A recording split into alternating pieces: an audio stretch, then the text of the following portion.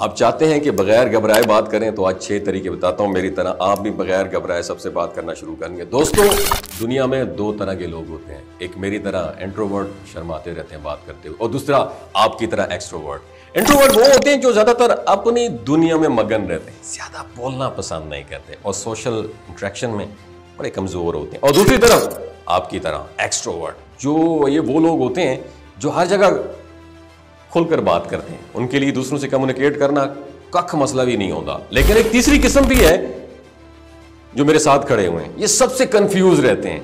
वो लोग जो बात करना चाहते हैं लेकिन हिचकिचाते हैं, शर्माते हैं, या उनके अंदर खुद एतमादी की कमी होती है।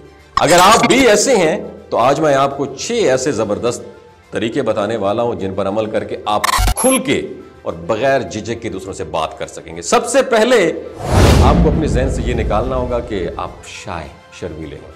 अगर आप बार बार खुद से कहेंगे कि मैं तो शर्मीला हूं, मैं तो बात ही नहीं कर सकता हूं, मैं घबरा जाता हूं, लोग मेरा मजाक उड़ाएंगे, तो आपका दिमाग भी यही मानने लग जाएगा और आप हमेशा हिचकिचाते रहेंगे। याद रखें, दुनिया के बेहतरीन स्पीकर्स भी कभी ना कभी घबराते थे, लेकिन वो खुद को शर्मीला नहीं कहते थे।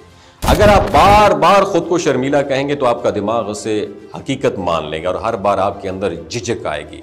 आज से अपने दिमाग में यह नया मैसेज डाल दें, मैं कॉन्फिडेंट हूं, मैं दूसरों से अच्छे तरीके से बात कर सकता हूं और मैं खुद को बेहतर बना सकता हूं।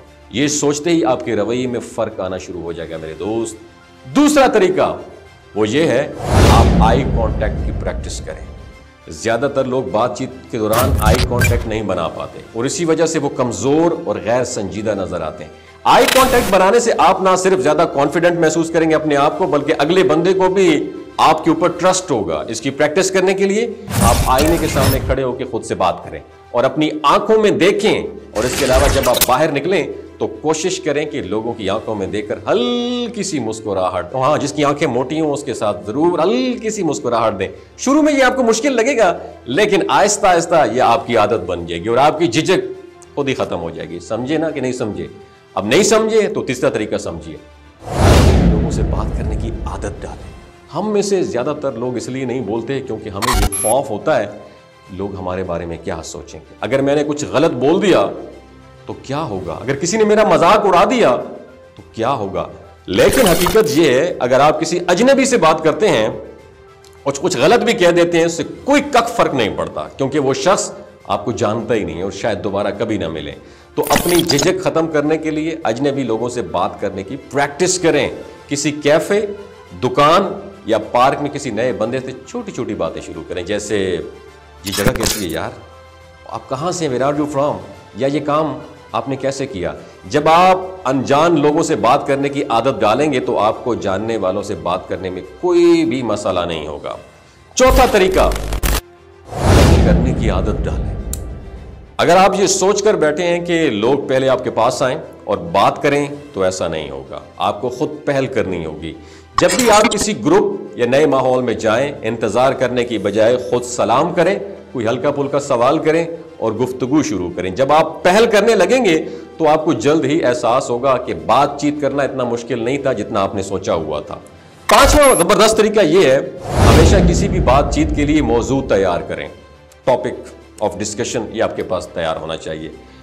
अक्सर लोग इसलिए बात नहीं कर पाते कि उन्हें समझ नहीं आता कि बात कहां से शुरू करें। इसका हल यह है, आप उस जगह या हालात के मुताबिक कोई भी एक आम सा टॉपिक डिस्कस कर सकते हैं। अगर आप किसी तकरीब में हैं तो तकरीब के बारे में बात करें, अगर आप किसी क्लास में हैं तो पढ़ाई के बारे में गुफ्तगू करें, और अगर आप किसी कैफे में हैं तो खाने के बारे में बात करें। जब आपके पास गुफ्तगू का टॉपिक होगा तो ज्यादा एतमाद के साथ बात कर सकेंगे और गुफ्तगू में आसानी होगी।